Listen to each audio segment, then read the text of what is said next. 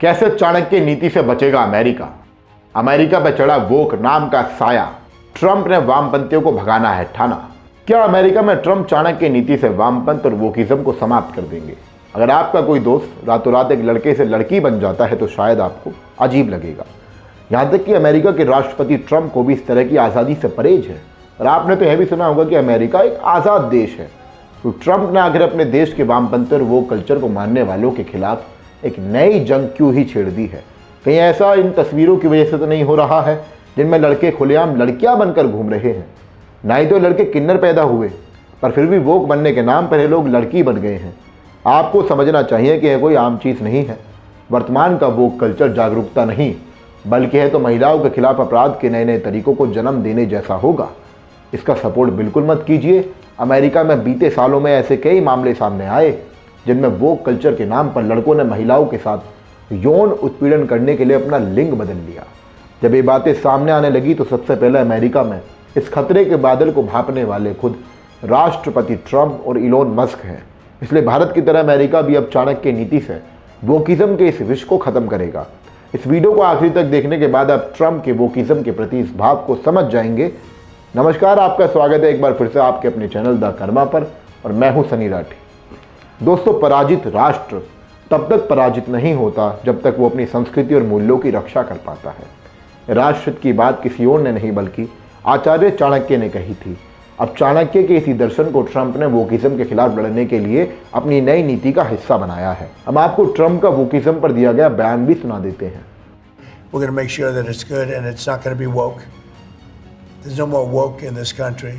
This woke has cost us a fortune and cost us our reputation, but the reputation's coming back very, very rapidly. Trump ने अपने इस बयान से उन सब लोगों के मुंह पर एक तमाचा जड़ दिया है जो भारत की संस्कृति को बदनाम करते रहते हैं। क्योंकि आपने भारतीय संस्कृति के विरोधियों की जुबान पर यह बात तो सुनी होगी कि सभ्य समाज जैसी बातें तो एक झूठ है। अमेरिका को देखो, वो एक आज़ाद देश है और कितना शक्तिशाली है। अब जब ट्रंप ने ही कह दिया है कि वामपंथियों के संग्रहालयों में अमेरिका के इतिहास को केवल नकारात्मक रूप में दिखाया गया है, ना ही तो इसमें अमेरिका का अतीत है और ना ही इसमें उसका कोई भविष्य की किरण है, ट्रंप के मुताबिक ये नकारात्मक भाव अमेरिका को भीतर से कमजोर बना चुका है। दोस्तों, ट्रंप का यह भाव स्वाभाविक भी है, क्योंकि जब आप जीवन में अपनी अधिक अच्छाइयों को किनारा करके नकारात्मक चीज़ों को महत्व देते हैं तो आपका भविष्य और वर्तमान दोनों ही खतरे में होता है। यह मेरा एक दावा नहीं बल्कि सच्चाई है। इलोन मस्क जिसकी सफलता कदम चूमती है, उन्होंने तो ट्रंप की तरह इस वोक कल्चर का विरोध किया है।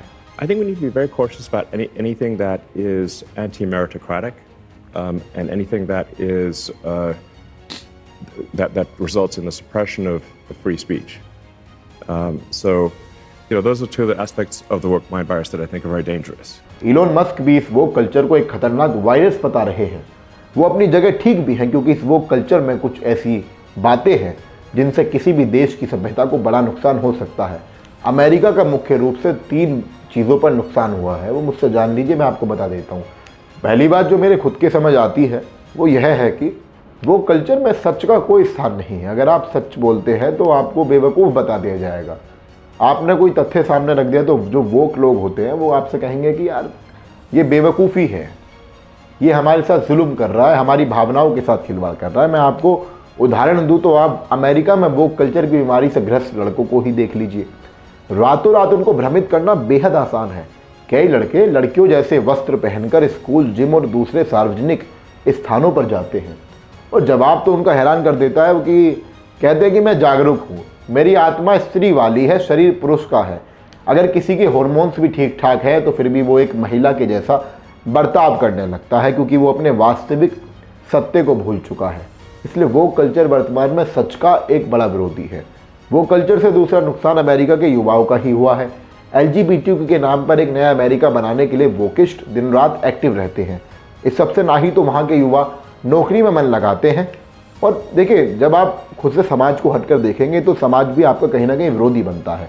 जब आप उल जुलूल हरकतें करते हैं तो आपको फटकार भी लगती है। इसको उदाहरण से आप समझिए। अगर आप एक ऑफिस में नौकरी करते हैं, आप एक लड़के हैं, आप ऑफिस में स्कर्ट पहनकर जाने लगे जो कि आपका जेंडर नहीं है, तो आपके बॉस कहेंगे कि आप ऑफिस का डेकोरम खराब कर रहे हैं। तो जो ये वोक लोग होते हैं, जब इनसे सवाल किए जाते हैं कि तुम अपने जीवन में इन सिद्धांतों का पालन क्यों कर रहे हो, आप समाज के बनाए हुए सिद्धांतों को क्यों तोड़ रहे हो, तो ये लोग कहते हैं कि हमारे साथ जुल्म हो रहा है। और देखिए, एक साधारण मनुष्य सिद्धांत है कि जब व्यक्ति को लगता है कि मेरे साथ भेदभाव हो रहा है तो वो अवसाद जैसी बीमारियों का शिकार बनता है। तभी तो वोक लोगों के बीच अपने शरीर में हानिकारक ड्रग्स का इस्तेमाल काफ़ी ज़्यादा है। ये ड्रग्स का चलन ही अमेरिका के युवाओं को अंदर से खोखला कर चुका है। वो कल्चर से तीसरा और सबसे बड़ा नुकसान अमेरिका के समाज की मर्यादा का हुआ है और महिलाओं के प्रति इस वोक कल्चर से ही अपराध बढ़ा है। एक सिद्धांत होता है निहिलिज्म, जिसमें आप अपनी मर्जी के मालिक हो, फिर चाहे आप शराब पीकर किसी का यौन उत्पीड़न ही क्यों ना कर दो। वो कल्चर इस सिद्धांत की पहली सीढ़ी है। एक क्रांति नहीं बल्कि भ्रांति है। एक अपराधी जो महिलाओं को भूखे भेड़े की तरह खाना चाहता है, उसके लिए तो आसान हो गया है अपना लिंग बदलकर किसी भी महिला के साथ यौन उत्पीड़न कर लेना। ऐसे मामले अमेरिका में कई बार देखे भी गए हैं। वहीं दूसरी ओर वो कल्चर को मानने वाली महिलाएं खुद केवल या तो उन्हें महिलावादी मानती हैं जो ड्रग्स के नशे में मदहोश घूमती हों, फिर जो कई पुरुषों से एक साथ संबंध रखती हों। यह सब तो झूठा महिलावाद है जो महिलाओं के प्रति बढ़ रहे अपराध को दावत देने जैसा होगा। कायदा तो यही कहता है कि महिला को नौकरी का मौका मिले, उनको राजनीतिक ताकत में भी एक हिस्सा मिले। यह वो छोटे छोटे अधिकार हैं जो हर महिला पुरुष के पास होने ही चाहिए। उम्मीद करता हूं कि आपको समझ आ गया होगा कि ट्रंप चाणक्य नीति से अपने देश की संस्कृति को पुनर्जीवित करना चाहते हैं, बिल्कुल वैसे ही जैसे मोदी ने भारत की संस्कृति को पुनर्जीवित किया है। दोस्तों, अगर आपका सामना भी कभी कुछ कट्टरवादी वोक लोगों से होगा तो आप क्या करेंगे, यह हमें कमेंट करके ज़रूर बताएं। साथ ही ऐसे ही वीडियो देखने के लिए हमारे चैनल को भी सब्सक्राइब कर लीजिए। धन्यवाद।